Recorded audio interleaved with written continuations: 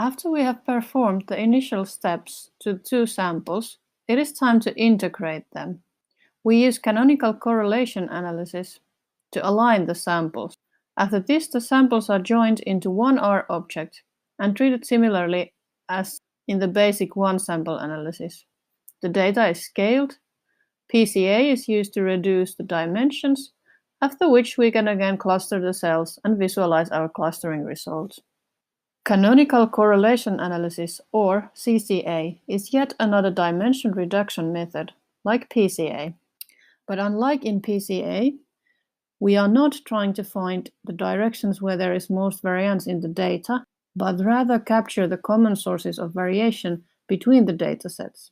Instead of principal component vectors, we get canonical correlation vectors as result.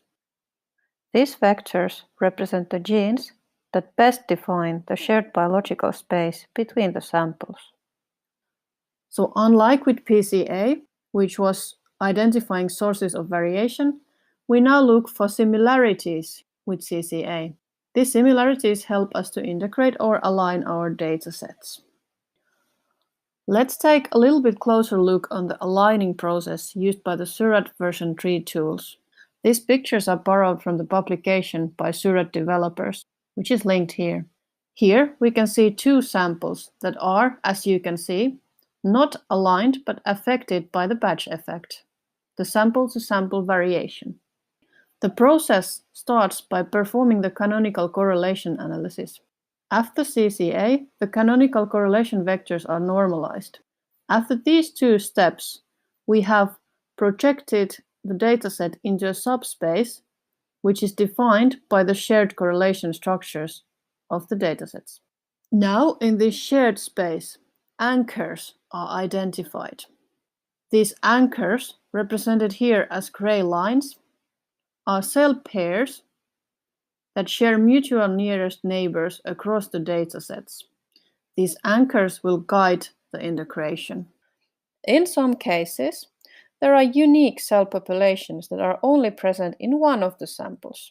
These could cause problems in the integration process. This is why each anchor pair is scored based on the consistency of its neighborhood. The incorrect anchors, shown here and here in red, tend to have low scores and are then downweighted in the analysis. The last step is to use these anchors and their scores to compute the correction vectors for each cell. After the correction, the expression values of each cell are transformed so that they can be jointly analyzed.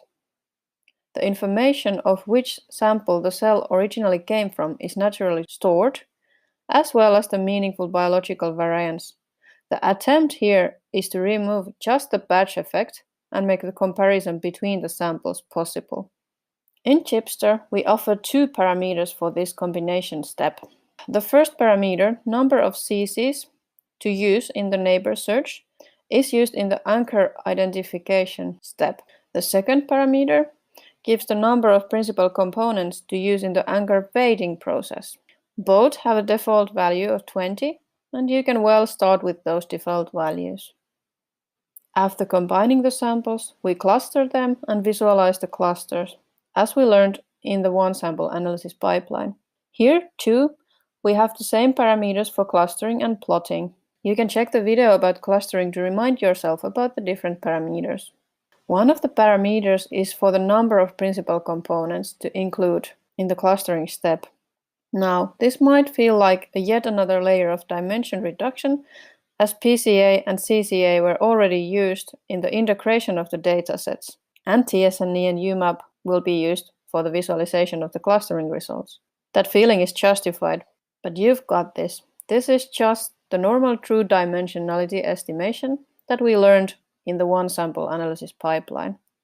In the one-sample pipeline, we use the heat maps and the elbow plot to estimate the number of meaningful principal components. Now, in the article where the integration step is described, the Surat developers say that they neglect to finely tune this parameter for each dataset, but still observe robust performance over diverse use cases. After which they propose a certain number of pieces to use in different cases.